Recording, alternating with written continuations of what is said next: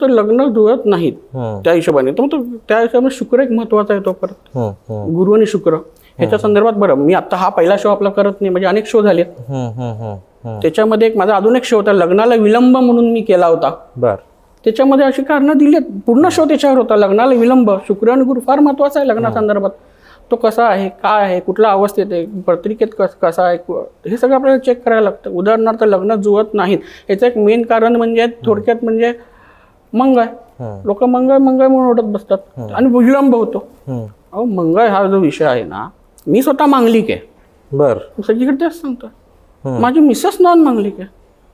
असा काही धोका असतो का की बाबा जर आता समजा असं एक अंधश्रद्धा असते किंवा काय असेल तर मला माहित नाही की बाबा मुलीच्या पत्रिकेमध्ये मंगळ असेल तर मग मुलाच्या आयुष्याला किंवा मुलाच्या जीवाला धोका असतो, त्यामुळे फारशी लग्न खूप तुटलेली आहेत.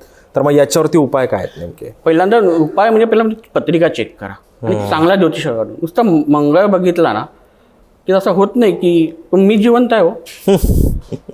काही उपाय नाही केलेत मी. 23 वर्षाली संसाराला.